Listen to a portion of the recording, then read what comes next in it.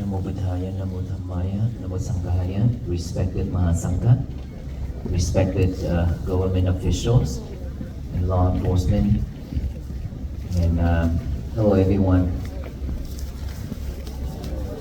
Hello. You go out there.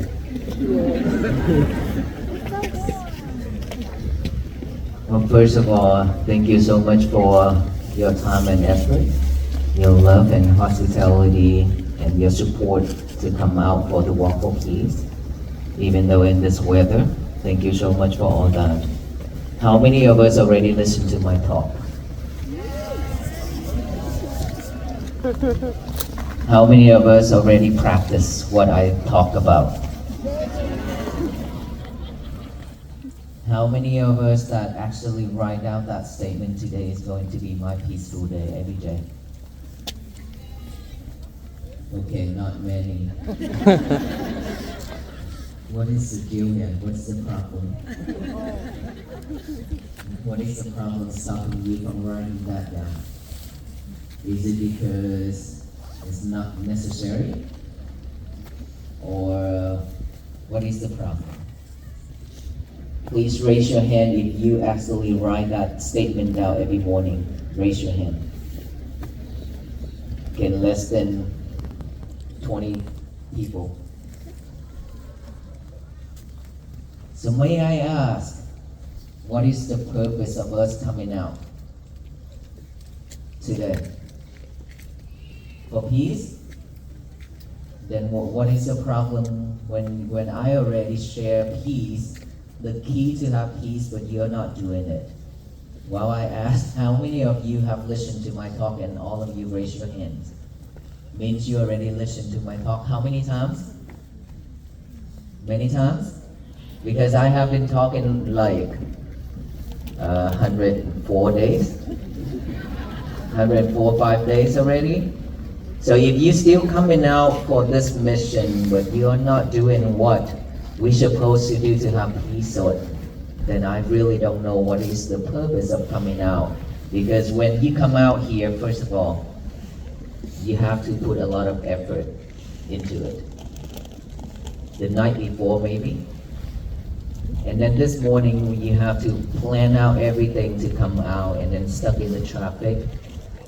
And then in the cold, lining up all the way from out there to here, and then silently or patiently standing out there to wait for us to deliver the speech again. So all those are effort and time, right? But after we listen to the talk, and we're still not practicing, so what is the point?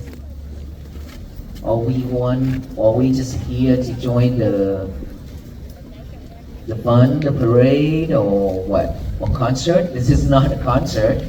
This is not a parade. This is obviously a Walk for Peace talk, right? And we are coming out just to listen to the talk and then go home back to normal, then it really is not necessary for me. And I'm speaking on behalf of all of you. You know why? Because the reason why I took on this journey that I already shared, I have seen so much sufferings around me. So much. In Fort Worth, Texas alone, during the pandemic, I have seen so much sufferings. People have lost their family members, lost their jobs, lost their business, everything. And we giving out food for 750 families per week for 2 years straight. And then I travel even to Africa to do the disaster relief. I travel, everywhere I travel, I see sufferers. Not talking about materials, talking about mental health. I have seen so much sufferings like that, and that is the reason why it's encouraged me to do something for our country and the world. And so that is the reason why I choose to walk for peace. hoping that to raise the awareness of peace to the people who I meet along the road, so that people can find peace for themselves and their family members. This is not about bringing world peace. There are so many people who have sacrificed their life for world peace, and of course, we can only help a portion of the world, not the whole world. Nobody in this world can do that, including our Venerable monks.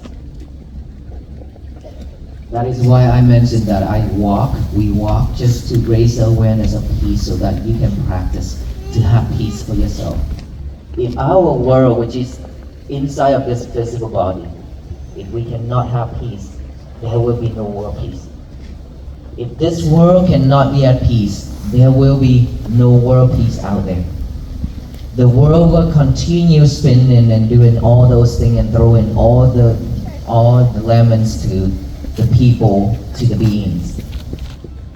And we here, we just have to love ourselves, to protect ourselves, to manage our emotion and reactions, not to let that world spin us. That is our part, to keep us safe, happy, and peaceful. After all those sharings that I have shared every single day for the last 105 days, I talk a lot. The first time in my life that I ever talked that much. The whole day in the morning, started from the morning until nighttime, 10 o'clock. And then after that, I still have duty to do. And then after 12 a.m., I get to rest a little bit and then get up, prepare myself for ready to go again. Every day like that. It's because I truly believe we as a human beings, we really need help on peace. To have peace. To build peace for ourselves. And I'm willing to do all this. We are not giving up. But what we're supposed to do is to share love, to share all this with all the people.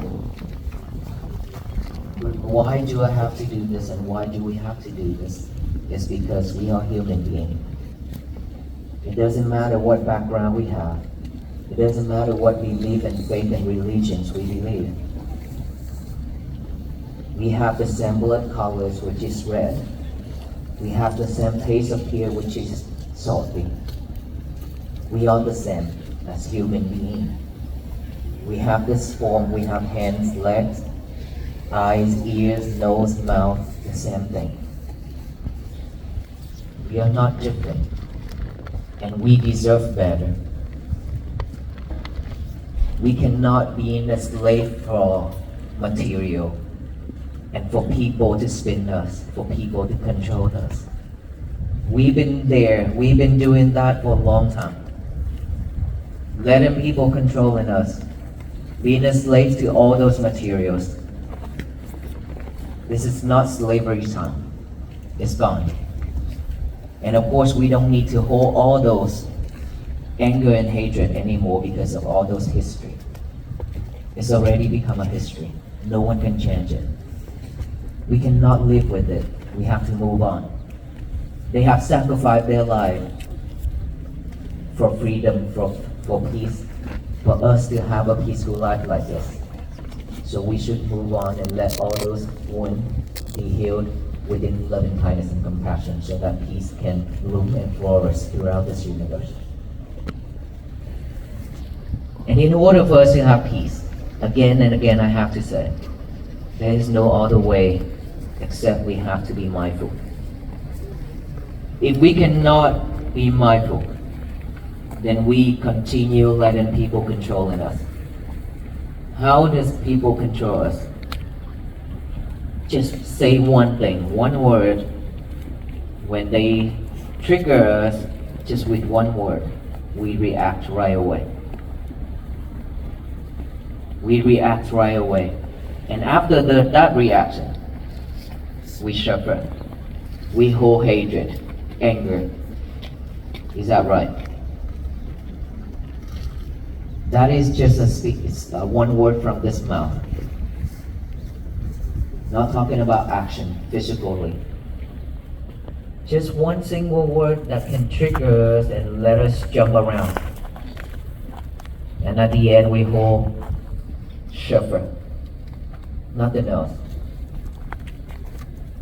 Just like the monkey that I always say. The monkey when enter into the cornfield. This hand grab that coin and stick right here, and then grab that coin and stick right here. Keep doing this. Keep doing this after the monkey got out from that cornfield.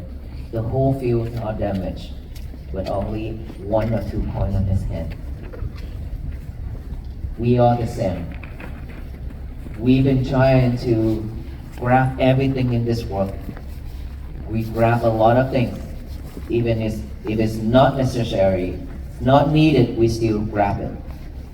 Grab it to ourselves. Try to grab it as much as we can. And at the end, we only hold sufferings. Nothing better than sufferings. We barely can have a peaceful day without family members. Is that right? And how much energy and how much time we spend for all those sufferings again in this lifetime. We don't have that much time left. We don't have that much energy left. Why do we have to waste it?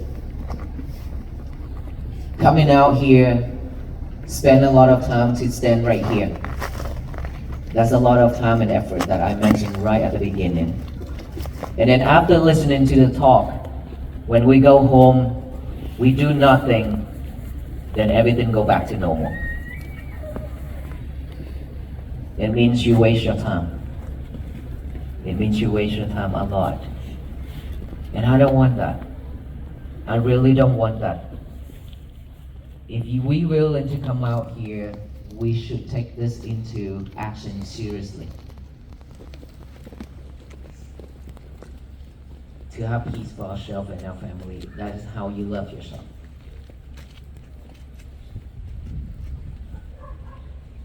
That is the only way that you can love yourself, show yourself some love. Not this physical body. I'm talking about the inner child.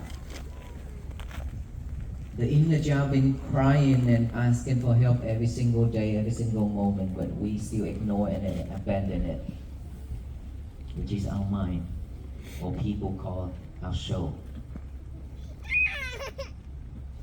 Suffer deeply.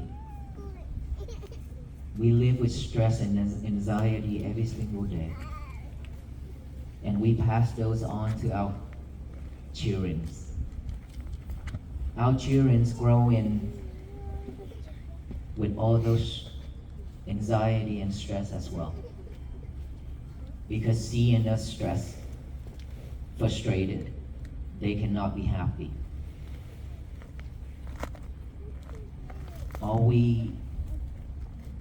Do we really want our kids to grow up that way? Or we want them to have a better life?